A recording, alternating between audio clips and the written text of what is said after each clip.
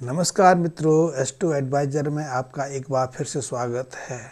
एक मित्र हैं, उन्होंने एक अपनी समस्या लिख भेजी है। वो लिखते हैं कि उनके वैवाहिक जीवन को करीब करीब 12 साल का समय हो गया, लेकिन अभी तक उनके दाम्पत्य जीवन में मधुरता नहीं आई है।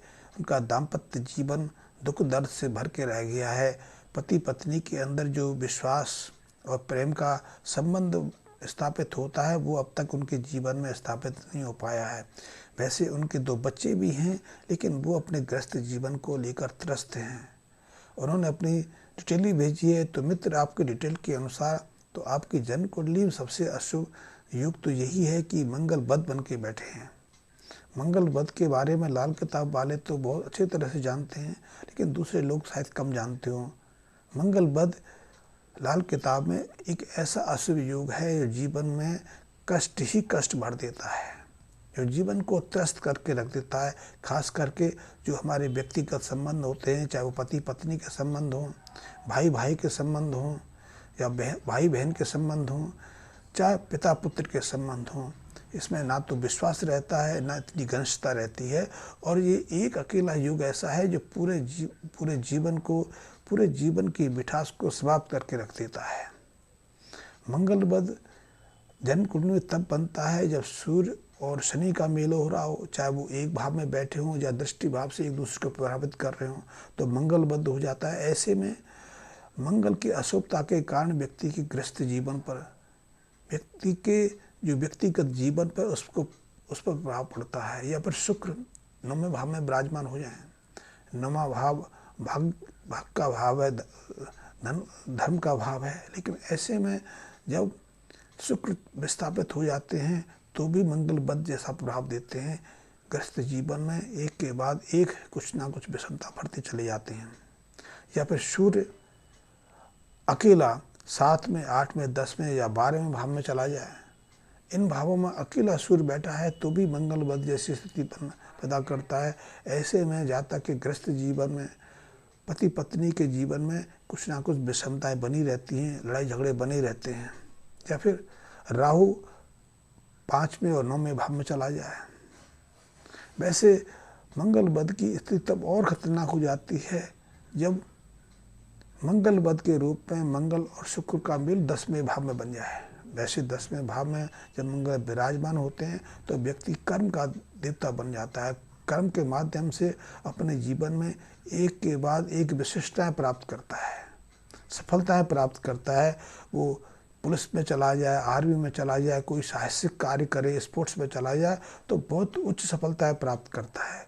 लेकिन यदि इसी मंगल का मेल 10वें स्थान पर शुक्र के साथ बन जाए तो व्यक्ति का जो ग्रस्त जीवन है, पति पत्नी का जो जीवन है, वो एक तरह से नष्ट हो जाता है। क्योंकि शुक्र मंगल का ये मेल उनकी लालसा को, उनकी इच्छाओं को इतना तीव्र स्तर तक पहुंचा देता है या इतना गिरा देता है कि वो एक दूसरे को धोखा देने में, एक दूसरे के साथ में छल करने में, एक दूसरे से कपट करने में भी पीछे नहीं रहते। यहाँ तक कि वो एक दूसरे पर लड़ाई झगड़े को उकसाने का कारण भी बन जाते हैं। और यदि इस शुक्र मंगल के मेल पर शनि राहु का सहयोग भी मिल जाए तो फिर वो एक दूसरे की जान लेने तक उतारू हो जाते हैं, एक दूसरे को जेल कराने के लिए भी उत्सुक हो जाते हैं, जैसा कि आजकल देखने में आ रहा है। आज विवाह हमारे लिए मांगलिक कार्यक्रम एक दूसरे से प्रतिशोध लेने का कारक ज़्यादा बन गया है। इसीलिए हर तीसरा जो वैवाहिक जीवन है वो त्रस्त है। विवाह के समय जिस वर को उसके साले, उसके ससुराल पक्ष के लोग देवता के स्वरूप में स्वीकार करते हैं, घोड़ी से उतारने में कितने आतुर दिखाते हैं, कितनी उसकी आवभगत की जाती है, देवता या राजा के रूप में इसको स्वागत सत्कार किया जाता है। लेकिन जब अशुभ इस जो दृष्टियाँ पड़ती हैं तो वही साले और ससुराल पक्ष के लोग उस देवता स्वरूप जो वर है उसको जेल यात्रा कराने, उसकी जान तक के लेने पर आतुर हो जाते हैं। ये कुछ विषम स्थितियाँ बन गई हैं। क्यों? क्योंकि लालसा, लोभ, एक दूसरे से प्रतिशोध की भावना हमारे दाम्पत्य जीवन में शुक्र के ऊपर राहु और शनि का जो पापी प्रभाव है उसको असरदार बना देती है। इसीलिए हमारे अंदर ऐसी गलत विचार धारणाएं, गलत भावनाएं, गलत सोच पैदा हो जाती हैं। तो ऐसे में यदि ये स्थितियाँ बनी हैं तो हमें लाल किताब के कुछ उपायों से निश्चित रूप से जीवन में कुछ सहायता मिल सकती है। तो जिन जातकों की जन्म कुंडली मंगल बद बन के बैठे हैं या मंगल 10वें स्थान पर शुक्र के साथ विराजमान है, तो ऐसे जातकों को सबसे पहले तो 7 मंगलवार तांबे का एक पात्र लेना चाहिए। उस पात्र में आप चावल भर के और चाहें तो उस तांबे के पात्र पर लाल रंग का चंदन लेप करके उस बर्तन के, उस पात्र के ऊपर लाल वस्त्र बांध के आप उसको नियमित रूप से कम 43 दिन मंदिर में दान करते रहें, मंदिर में चढ़ाते रहें।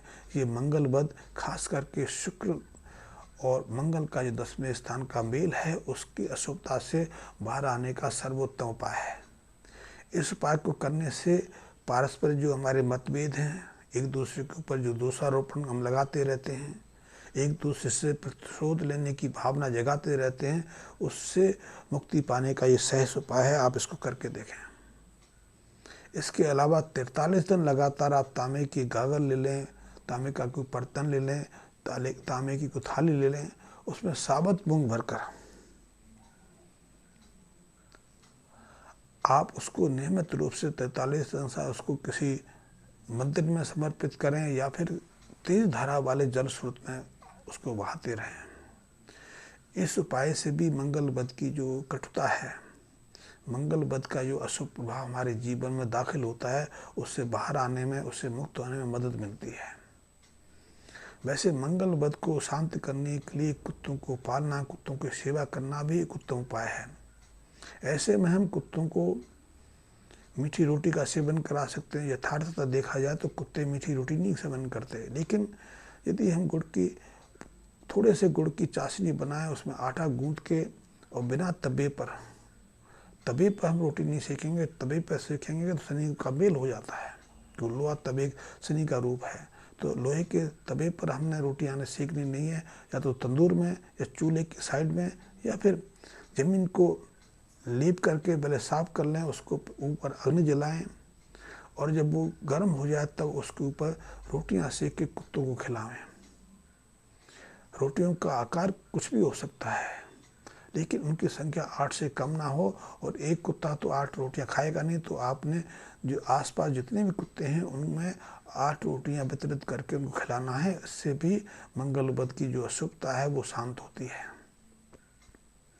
वैसे मंगल बद को शांत करना है, अपने व्यवहार में बदलाव करना है, अपने पति पत्नी के संबंधों को सामान्य करना है, तो उसके लिए हम नियमित रूप से बतासों को किसी मंदिर में चढ़ा सकते हैं। वैसे बतासों का प्रयोग हमें नदी के किनारे, किसी जल स्रोत के किनारे या तीव्र धारा का जल प्रभावित होता हो। तीव्र धारा का अर्थ है कि जितनी धारा का या जल प्रवाह तेज होगा उतनी तेजी से ही हमारे जीवन से जो विषम स्थितियाँ हैं, जो दुखद स्थितियाँ हैं, जो अशुभ योग हैं, वो हमारे जीवन से द्रोहित हो जाएंगे, हमारे जीवन से निकल जाएंगे। इसलिए हम जो ज़्यादा तीव्र गति के जल स्रोत को लाल किताब में प्रमुखता देते हैं। तो ऐसे स्थान पर जाकर यदि इस प्रयोग को करेंगे तो आप देखेंगे प्रयोग करते करते आपके पत्नी के संबंध में मधुरता आ जाएगी। ये लाल किताब के बहुत अमुक प्रयोग हैं, आप इनको करके देखिए, क्योंकि लाल किताब एक चमत्कारी ज्योतिष की है और ये कोई नवीन नहीं है। हाँ, इसका संकलन अभी हुआ है, लेकिन ये जो लाल किताब के सूत्र हैं, लाल किताब की जो बातें हैं, वो तो जन सामान्य में सदियों सदियों से प्रचलित रही हैं। आपने बहुत अनुभव किया होगा यदि आप समाज से जुड़े हुए हैं, क्योंकि आज समाज से जुड़े लोगों की संख्या घटती जा रही है। अब हमें से ज़्यादातर लोग पढ़े लिखे की श्रेणी में आकर अपने आप को पश्चिमी जगत से जोड़ लेते हैं, अपनी संस्कृति को, अपनी मान्यताओं को, अपने रीति रिवाज को खोजते जा रहे हैं, तो हमें उसके बारे में कोई जानकारी नहीं। लेकिन यदि हम अपने जो रीति रिवाज हैं उनके पीछे जानने का, झांकने का प्रयास करेंगे तो देखेंगे कि जन सामान्य में बहुत सारी चीज़ें अभी विद्यमान हैं और सदैव से रही है। और इन्हीं चीज़ों को जब कोई संकलित कर लेता है, इकट्ठा कर लेता है, कोई पुस्तक का आकार दे देता है, तो वही चीज़ फिर एक विज्ञान का रूप, एक नई शाखा का रूप ले लेती है। तो लाल किताब एक ऐसी है कि उसकी मान्यताएं सदियों सदियों से पंजाब की भूमि पर जन सामान्य के अंदर प्रचलित रही हैं। और इन्हीं मान्यताओं को संकलित करने का कार्य पंडित रूपचंद जोशी ने आज से करीब 75-80 साल पहले किया था, क्योंकि वो उसी पृथ्वी के थे।